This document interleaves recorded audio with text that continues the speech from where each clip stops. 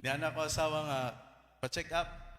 So nagpa-check up ko dito ko sa SUMC, ya kanang dito kong Doc Simon Flores. Ana siya nga, uy, dili man ako mo'y doktor para nimo. Adto kang Udarbe. Ilan mo man, kaila siguro mo na. Adto kang Udarbe. Dayon, pagkaugma, tungod kay puno kayo, daghan kay pasyente sa Udarbe, pag next day na ko nakaadto, then before ko ni adto, nagpa-ultrasound ko daan.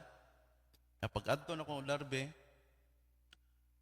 nagnanto ko sila mga ngalan, Simon o Udarbe ba?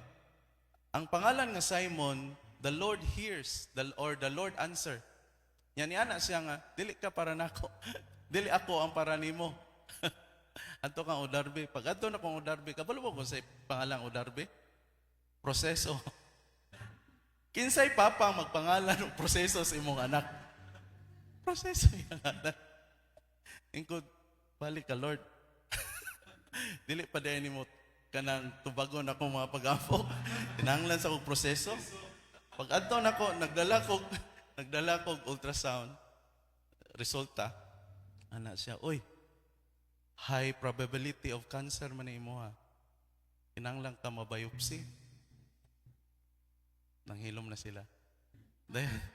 Dayon, moto, kanang pagka next day kay 5,000 man po kayo niya, ni provide man po si Lord. Motong gibiopsy ko. Then while nagpaabot ka ba? Ang resulta ni gawas December 5 pa. Nya gibiopsy ko. O mo kabalo no? Gibiopsy ko November 20. Dayon napay 21, napay 22, napay 5 pagod niya. Grabe kay na nga overwhelming. Ging na nagugag. Uy, high probability of cancer man imo niya. Ikaw kuno ingnon na. Pag ingon niya ana, mura kog ka. Pugong-pugong ra ko sa akong mga luha. Then pagawas na ko, nag-abot pag yung Michael. Alveola. Dayon, paggawas na ko kanang kahila ko na kay ko, then nagmotor, padong balay, then pag-abot na ko sa balay, napag yung dodong Christian. Wa din ko kasulti sa akong asawa. Mo tong paglakaw niya, pagsulti na ko gahilakan na imi. Kay nagunaw na ka, bata pa kayo kong mga anak, then inanaw no. Magingnon ka ba? Gakuan din ka. Pero 2 hours na may hilakanay, paghuman wala na. 2 hours na namang ginamnam ba? Mo din ni feeling. Dayon 22 na impact sa kalapihan. Pagka kadlaw na 23, ipukaw ko ni Lord og alas 4. Nya bugat kay akong heart, wa ko kabalog unsa akong buhaton. Nigawas ko sa kwarto. Dayon nilingkod ko dito sa among itong office gamay. Nya anak ko nga, Lord, encourage ko. Encourage ko, Lord. Bugat kay akong heart, wa ko kabalog unsa akong buhaton. May kay ko mo encourage ba? May kay mo encourage ang tanan para kanimo lang pinangga. Pero ikaw na, whoo! May kami encourage nga, kay kining tanan, lumalabay og mahanaw ra. Pero di ang gugma. Ko encourage ko, Lord. Kay tanang butang, gikuptan ko, ayaw kabalaka. May kay kumencourage na sa una. Pero pag abot tas imuha, paling lisura mo dayan ni Lord. At kayo, wakakabalukon sa imong buhaton. Ukap kog Bible. Kasi nakasulayan nga, encourage ko Lord, pag ukap ni mo Bible ba? Encourage ko Lord, asan ang dapit? Panagsar ko maginana ka na yung goal ka. Pag ukap na kog Bible, dito man natumong sa Job. Last chapter sa Job, o last verse sa Job, kabalo ka kung sa gisulti dito, Job died.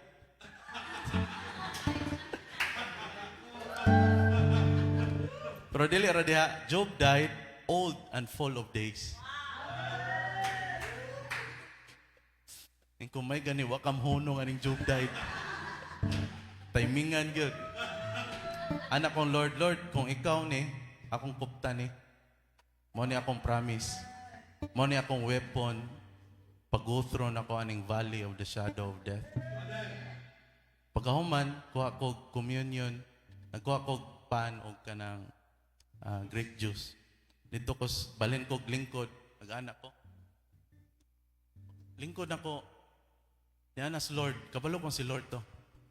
Niyanas Lord, tagaan ti kag word for 2026. Ingkoon sa man Lord, insang the year of communion. The year of communion. There will be communion revival sa mga dili sa church, sa mga panimalay. There will be communion revival sa mga balay. Ingko Lord, kung kanang guol kay kabalan, kung ikaw gini be, kung ikaw gini, unsaon man imo pag-back up ng imong gisulti na koron nga the year of communion. Kanang ikaw gid ba muhatag gid kag plain nga kanang klaro kaayo nga back up aning imong gisulti na koron. Dili kay moingon ko sa mga tao, nakadungog ko ni Lord nga year of communion. Unsa may back up na ko ana? Tagay kog word Lord nga mo back up aning imong gisulti karon. Kabalo kag niyon sa siya? Kanang gahi kay tagulo ba? Kanang dugay kay kamusalig. Ningon siya nga unsay date karon? Inko 11/23/25. November 23, 2025. Atong lantaw day. 1 Corinthians insa nga unsay date karon? Gilantaw na ako sa 1 Corinthians 11 chapter 11 verse 23 25. Kini mga igsoon mao ni gipanggamit sa mga pastor kung mag-communion ta sa tanan churches. Halos kini mo'y gamiton. Atong basahon. For I receive from the Lord that the Lord Jesus on the same night took bread, and we had given thanks. He broke it and said, "This is my body. Do this in remembrance of me." 25, in the same manner, he also took the cup. "This cup is the new covenant in my blood. This do as often as you drink it in remembrance of me." Ganahan pa kag back up sa akong gisulti nimo nga year of communion. Derao unsay date karon? Ingko nganong natumong man gyud be? Ingko og di ka ni Lord. Nganong natumong gyud ni tanan? Munang mo na akong gikuptan nga word. Nag-go through mi aning valley. Actually, napa Miss Valley. Ya, karon na. Naabot na ang December 5. Nanawag si Kathleen sa doktor. Ready na mo? Ningon ng doktor nga, nakita may cancer cell sa biopsy. Kinahanglan kang operahan. Mag-andam kag 200 to 300,000.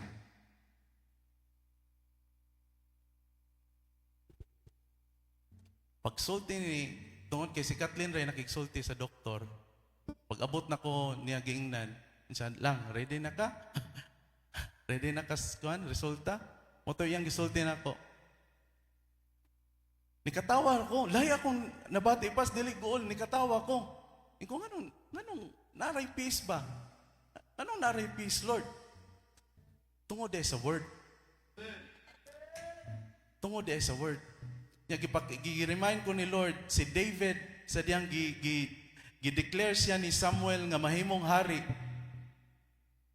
Pag-abot sa unahan, dili pa siya hari, naka-enkwentro silang Goliath. Ang nay word, si David, dili si Goliath. Ang nay word, ako, dili ang cancer. Ang nay word, sa imong kinabuhi, ikaw, dili ang sitwasyon nga imong giatubang. Ang nay word, ikaw. Ang nay word, ikaw. Ang nay word, ikaw. Kung nay mamatay, dili ikaw. Kung nay mamatay, dili ikaw. Tungod kay na kay word. Ingko Lord, ning ka year of communion, ya imo ra day compatible. Lahi pag kaayo, dili na sila mo tuo. Munang mo na akong gikuptan karon. Muna'y joy, muna'y peace. Nga, ako mga igsoon, namisita dito sa balay. Nagtuo sila, naghigda na ko. okay ra ka man, okay ra. Katawa kay ko nila. Iko okay ra kay ko, Brad. Okay ra kay ko. Ya karon na pa Miss Journey nga unsa man ni pagpa-kwanta, magpa-operata or second opinion dayon amo ging gipray nga di ra gyud maoperahan. Kay ni ana tong doktor nga among amiga nga may possibility ba nga pwede ko nung mausab imong tingog. Ingko kung mausab mo nindot, pareha kang Leslie nga tingog. Mobayi.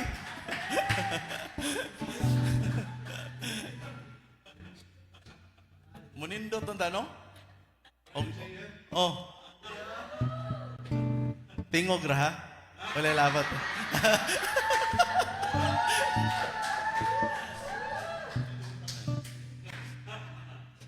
Mo na among mga tawa raw ta. Unsa man ni atong giskatan? Anyway, mo na among gi-go through karon. Dayon, I believe na i-restore si Lord sa communion. Nya excited kay ko ana sa matag pamilya. Atong i-restore na sa atong mga balay. Atong i-restore na si Ana ganahan kay sa Ana ba. Every time mag-communion kaming Kathleen, mo apil. Kanang siya pag-iusay maguna-una. Pamahaw, paniudto, panihapon ang among communion. Usahay kay ganahan kay siya. Nya ningon man ang Bible nga as often as you do this as often as you drink it in remembrance of me. Ya karon nga nami giatubang, sige gyud. Kay kanang mo usay di mo gud ta maayog ko ano kanang di mo gud sa tanang panahon taas atong believing ba. Di sa tanang panahon taas atong faith. Ya kung mo bati na gani kag Allah kadiya then kuha nagpan balik na communion. Mo na atong gahom. Mo na love language ni Lord. Sa tanang butang nga pahinumduman, nganong kana man be? Nganong dili man katong nilakaw siya tubig, nag-ayo siya masakiton, ningon siya diha. Do this as often as you drink it in remembrance of me. Sa tanan niyang ganahang pahinumduman nimo, mahinumduman nimo, kini mo hinumdumi. Ang finished work ni Jesus. Ya mag-communion taron. Ay pas atong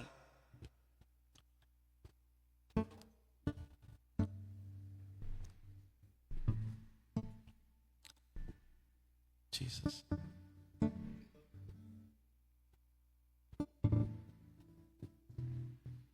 Ang tanan para kanimo lang pinangga.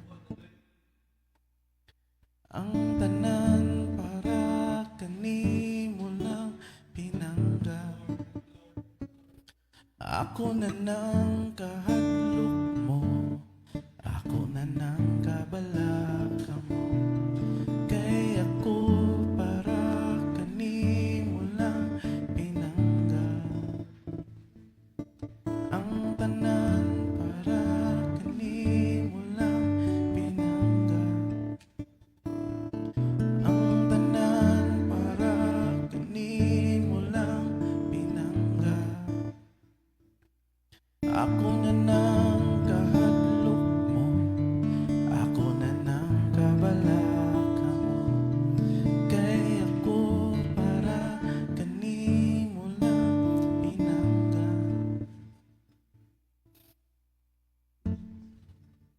Thank you, Jesus. Dito sa cross,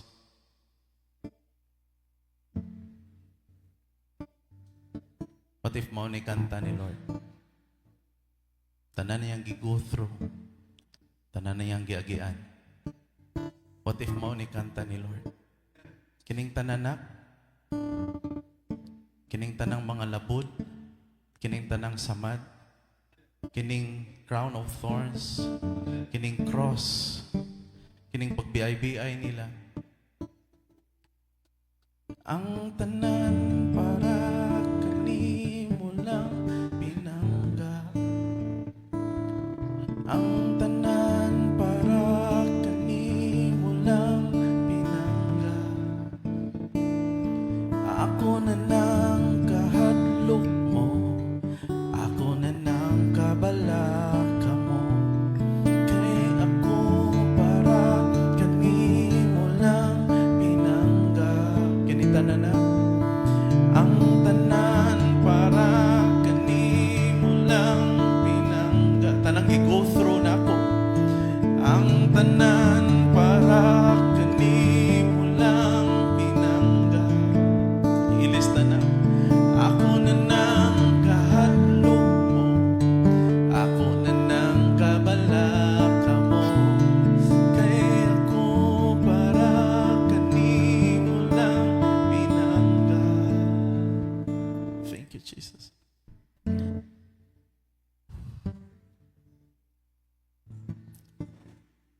ang health gikan as Ginoo. Bisan pag unsaon nimo kaog tarong, mag-exercise ka, ang tawag nimo fit ra. Dili healthy. Ang health gikan as Ginoo. Ang wealth gikas Ginoo. Kung daghan ka kwarta niya, walay Lord, rich ra ka, dili ka wealthy.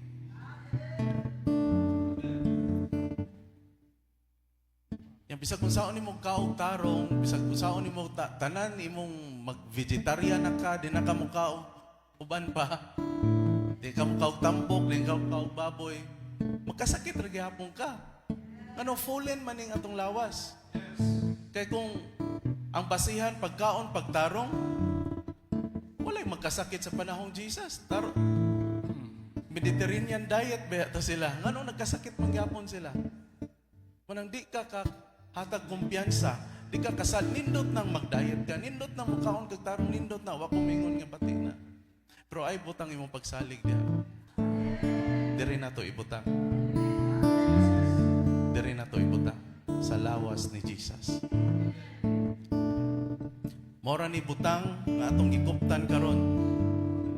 Kini sa pagsimbolo nato ni Jesus kini sa lawas ug dugo, mora ni butang nga imong kanon karon nga dili produkto gyuta. The manna from heaven. Produktog langit ng imong gikuptan. Tanan nimong gikaon na ning kalibutan na produkto og curse, produkto og fallen world, bisan unsa pa na, vegetable na, tanan. Pero kini imong gikuptan karon, mo ni advantage nato.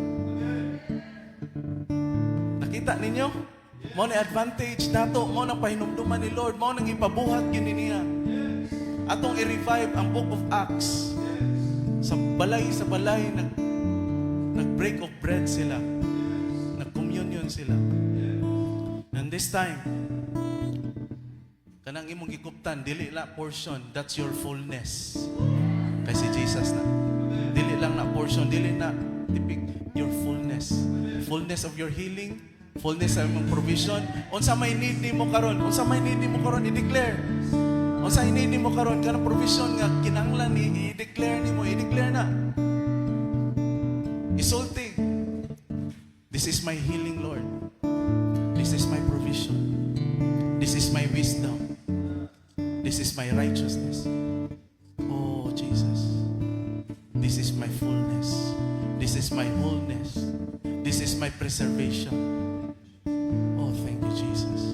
Thank you, Jesus. Thank you, Jesus. Thank you, Jesus. Thank you, Jesus. We receive, we receive, we receive. We receive, we see. Amen. Amen. Amen. Amen. Amen. Amen. Come on, partake the fullness. Ang imong fullness, i-partake in Jesus' name.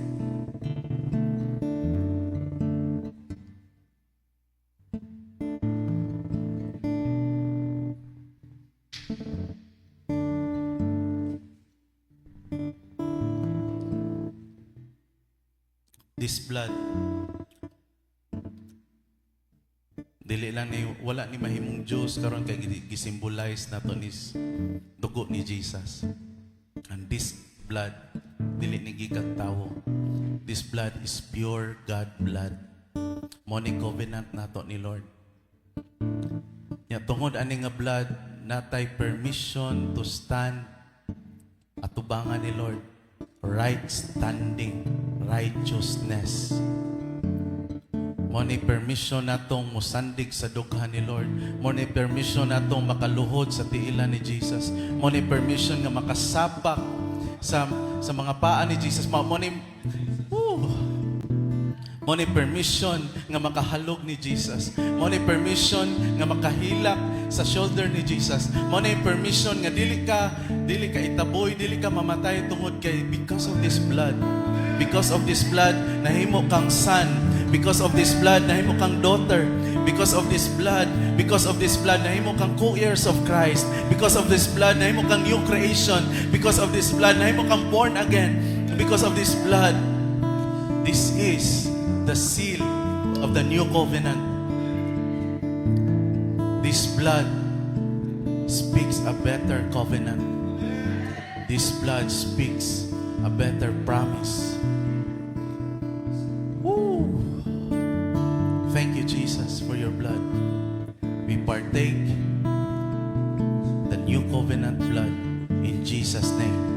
Amen.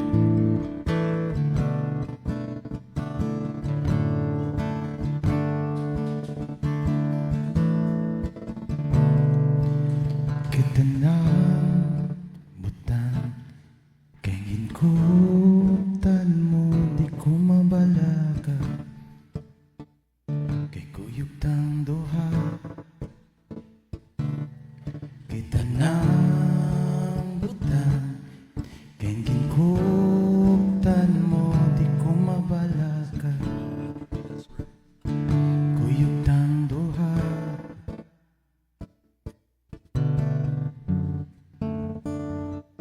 Praise.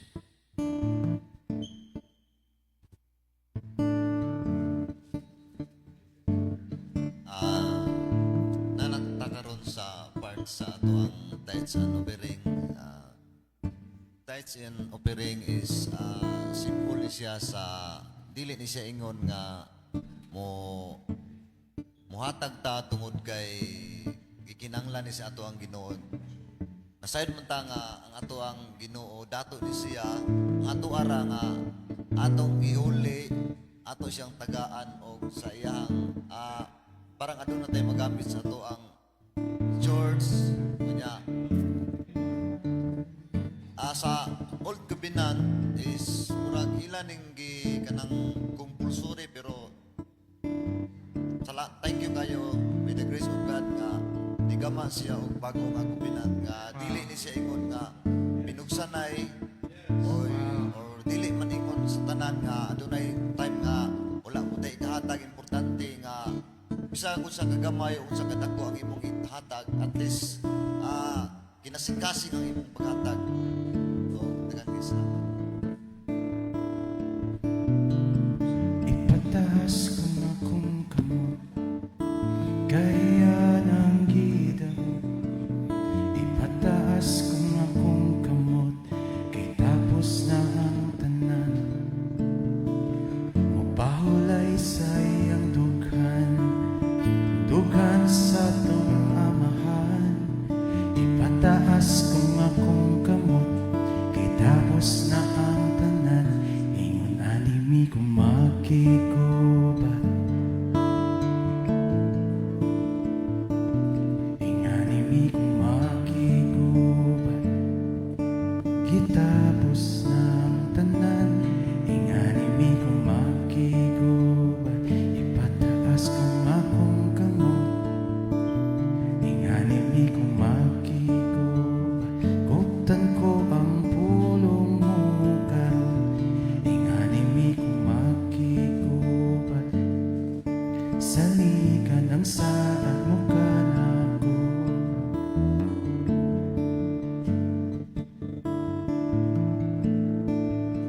inganimi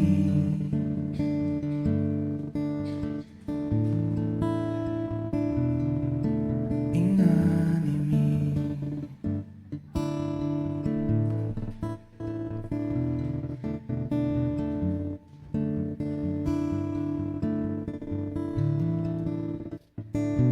Check, check. House builders, para sa announcement, most likely, we want you people, each one of you, makaspend time good sa atong pamilya. And I believe kaning Christmas, paingon sa New Year, these are precious nga moments nga atong ma-make the most nga maka-spend time ta with family. Ang uban gani ron na mauli sila, naglarga sila, that's why kita ra ron kasabot ra kay taana. And mo po ni gusto ni Lord. Gusto kay si Lord na maka-reach out ta sa atong pamilya, spend time ta sa atong mama, papa, igsuon, igagaw, maybe na may mga loved ones. So ato na i-maximize, ato i-grab ang opportunity to be a blessing to our family. And if naay wala pa kailan ni Jesus, that would be a great opportunity nga mangita tagway nga share na to si Jesus. Siya mo'y pinaka-best nga gift nga atong ma-share. Amen? So most likely karong Thursday, dili lang sa ta mag-gather dere because we want you to bring Jesus dito sa inyong mga balay. Ang iyang presence, iyang word, sige man ta gina-feed, ginapuno ni Lord para kita maka-give ta. Freely we have received, freely we give. So let's be a blessing and mo reach out ta, mo spend time ta sa atong mga pamilya, and if nate opportunity to pray for them, maybe na ay gadaot or unsa ba, na kinahalag prayer, atong i-apply ang tanan nato na learn diri. Pray ta diri, mo pray ta dito, mo declare ta sa ingon Pastor Cyrus, death and life are in the power of the tongue. And unsa atong gina-declare every time nga ga-declare ka na gaso ka, katanom ka in the spirit, and moabot ang time nga mo mamunga gina siya. Nya mo na yung imong masinati sa imong kinabuhi ug unsa imong gina-declare. So speak life, speak positive things, declare ang pulong sa Ginoo, dili ang mga negative nimong na-feel, negative nga situation, dili ang sakit mo atong i-declare. Ako i-declare ang healing. I-declare ang goodness ni Lord. Kung kita ka nga lisod man may ayok declare nga pobre ra jud ko, pobre ra gud may kay inani nag I know declare na Lord dato ko Lord kay nahimo kang pobre para ko madato. Humayin ka nga kaning ang pamilya gupot gani, broken gani. No, nahimong broken si Jesus so that ato ang kinabuhi atong pamilya o relationship ma-restore, ma-made whole. And it's about that. Dili ni siya kabahin sa negative things. Dili ni siya kabahin guba, fallen ang world, makasasala ang tao. It's about unsa ka maayo atong Ginoo, unsa siya ka grabe mo restore what's broken. It's about His goodness, His greatness. It's about His finished work and victory on that cross. Muna ato i-declare. Ato ta sa itong pamilya, kita tag mga, makitaan mo ganito na negative. And di ta mo focus, ana. Kita tag problema, ato i-remind ka muna na yung Pastor Cyrus na just like the Lord, dili ang sakit ang iyang panglantaw. Iyang panglantaw, testimony ni. Naay testimony ani sa gahom sa Ginoo. Positive-minded ta. That's faith. Manindog ta. And akong gihangyo, akong brother na at dili na siya bisita. Ako siya gingnan na pwede ba ikaw may mag-closing prayer kay dili man bisita akong panglantaw ni mo family man jud ka. Nya panalagsarap ta si Richard Lim. Siya mo closing prayer. Let us put ourselves in the presence of the God and Jesus. Thank you, kay Jesus. Thank you, Daddy, for your love. We always declare na we are your sons, we are your daughters, because it is who we are in you, and you are in us. Thank you, Jesus. Ikaw ra jud ang we walk together with you. We walk with you every day in our lives. And it is not about us. It is always about you, Jesus. Every sickness, every negativity in this world is not kulang, wala, dili na makapildi sa imong presensya, sa imong gugma, sa imong richness. You are so mighty, you are so powerful, you are the King of Kings. Yet you are the Father who loves us. And we want that intimacy with you every day. We long for you every day. We want that relationship na to dig deeper, na closer than our skin. Kanang bisag kada ginhawa namo, it's all about you. Because it's everything is about you, not about me, Jesus. And you are planting us every day, and dili jud you're kanang di jud may makapugong sa among expression, because ma-feel gyud namo ang imong gugma para namo. And sa gunsaon jud dili may matarog sa mga kalibutanong mga butang, sa ubang mga tao nga they would stir our minds. No, because our foundation is in you, Jesus. We are seated together with you, Jesus, and we declare every day that we are healthy, not just fit, that we are wealthy, not just rich. We are in you, Jesus. We are in you, Jesus. And we pray, Jesus, as we leave this place, we, the church, we, your sons and daughters, will spread your word, will spread your love in our community, in our family, everywhere, because it is only you. It is only you. And I know, because kaning love nga ma-feel namo, we cannot contain it. We want to spread it to others. And thank you, Jesus. All I can say is thank you, because you have poured everything. Oh, the blood that you get, the blood that you shed for me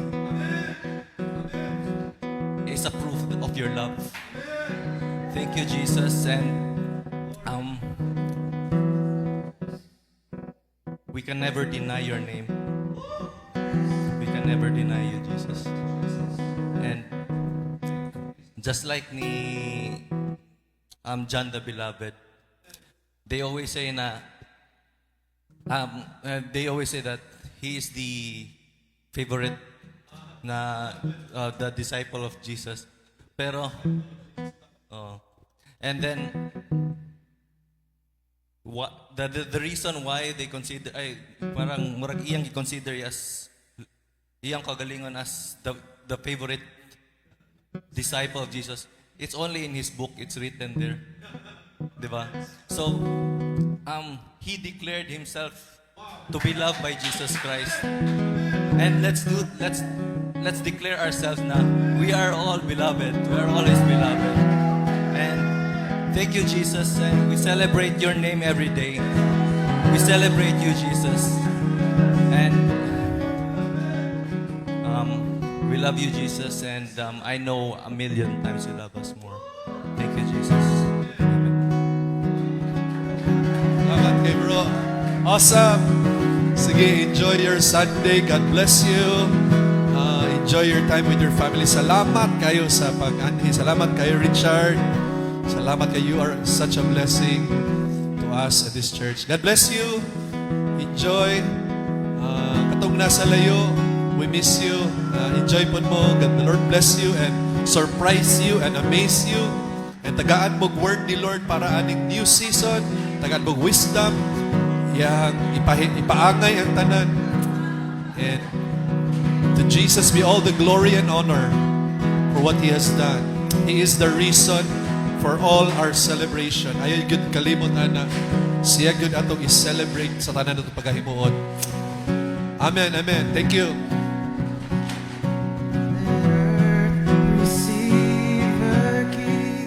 We just want to encourage you to continue to receive messages and focus on Jesus. If you have heard the message today, the message spoke about our identity in Christ, the spirit of sonship, as based on Galatians chapter 4, verse 7, that says, He has given us the spirit of sonship so that we can call on Him, Abba, our Father, ato ang Papa. And this is so that we would know that we have a loving Father who is our ever-present help in times of trouble. If you've been watching this video and perhaps you're in a situation that you're having problems, facing difficulties, it is our prayer that this message has brought you hope and encouragement, knowing that we have a Father who is always there for us, who will never leave us, who will never forsake us. And whatever you may be needing right now, allow me to encourage you that He hears your cry, He knows what's in your heart, and He is always here to rescue you. He is the great I Am. If you need peace of mind, there's no other place you can find peace of mind but only in Jesus, His Son. And the Lord wants to be that peace for you when you are in trouble. The Lord wants to be that solution for you for every problem that you need. And allow me to encourage you today that call upon the name of Jesus. He is here. He is near to your cry, and He is not far from you. He wants to be your help. He wants to be your healer. He wants to be your provider. In the midst of the shaking, there's no other place that you are secure. There's no other foundation that you can find safety. It's only in Jesus Christ. So I pray for you today, wherever you are right now, that you would receive God's blessing. You would receive the grace of God. He said that when we are weak, that's when we are strong. That's when we receive His grace the most. So may you receive the grace that you need right now, whatever you need right now. And if you feel led to support this ministry, continue to communicate with us. If you want to partner with us in sharing the good news of Jesus Christ, let's be one in reaching out to many people and bringing hope to them. Thank you. God bless you.